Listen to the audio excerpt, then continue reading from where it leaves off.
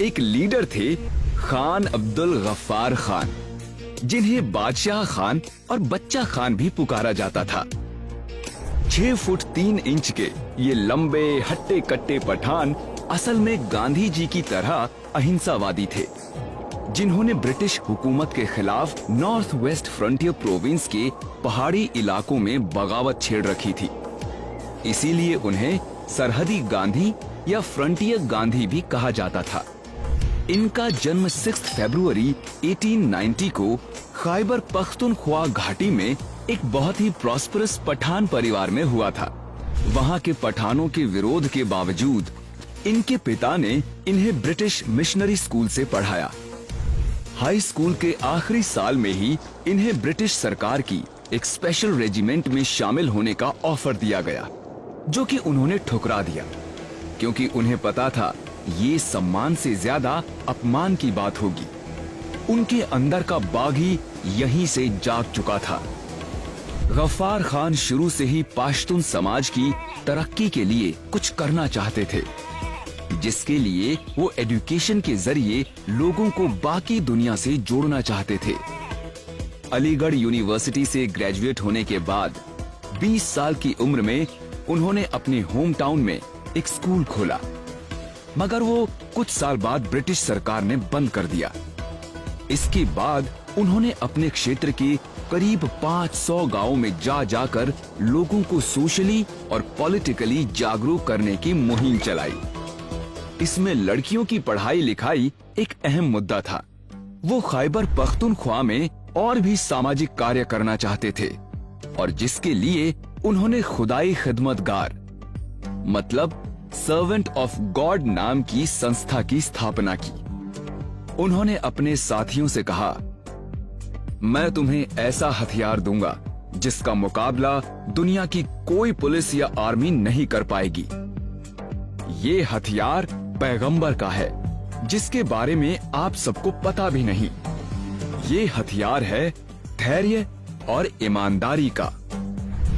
पाश्तून के पठानों को अहिंसा के मार्ग पर चलने के लिए प्रेरित करना अपने आप में एक बड़ी बात थी।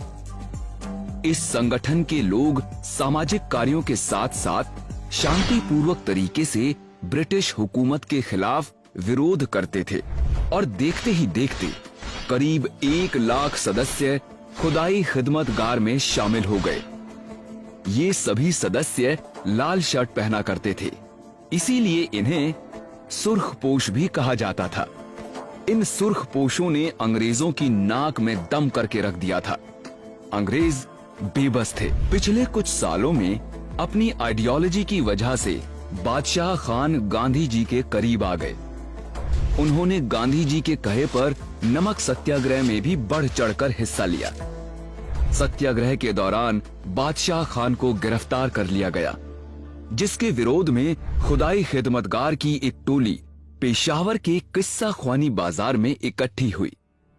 ये लोग शांतिपूर्वक प्रोटेस्ट कर रहे थे, लेकिन ब्रिटिश अफसरों ने निहत्थे अहिंसक खिदमतगारों पर गोलियां चलवा दी।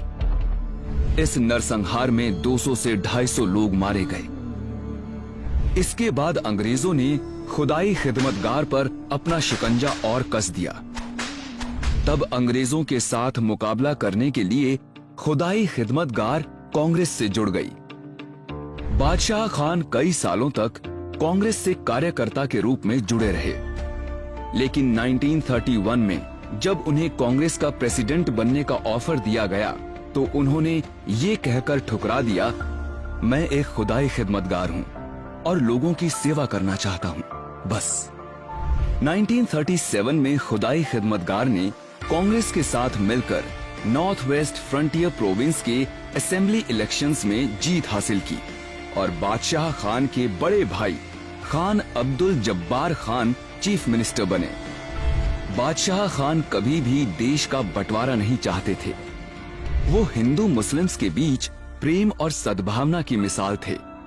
इसीलिए दंगों के वक्त वो गांधी जी की परछाई की तरह लोगों के बीच जाकर उन्हें समझाते थे। लेकिन जब देश का पार्टीशन हुआ तो बादशाह खान के क्षेत्र खैबर पख्तूनख्वा को पाकिस्तान में शामिल किया गया। बादशाह खान ये जानकर टूट गए। उन्होंने कांग्रेस और गांधी जी से कहा, आपने हमें भेड़ियों के सामने फेंक दिया है। और उनकी ये बात सही साबित हुई। पाकिस्तान की सरकार ने उन्हें हमेशा अपने लिए खतरा समझा। उन्हें 1948 में ही जेल में डाल दिया गया। खुदाई खिदमतगारों पर भी बहुत जुल्म किए गए। पाकिस्तान सरकार ने उन्हें कई साल या तो नजरबंद रखा या जेल में रखा। गफ्फार खान पहले नॉन इंडियन थे जिन्हें 1987 में भारत रत्न अवार्ड दिया गया। यूं तो पार्टीशन के बाद गफ्फार खान पाकिस्तान के नागरिक बन गए थे, लेकिन हम ये कैसे भूल सकते हैं कि हमारे देश की आजादी की लड़ाई में उनका कितना बड़ा योगदान था।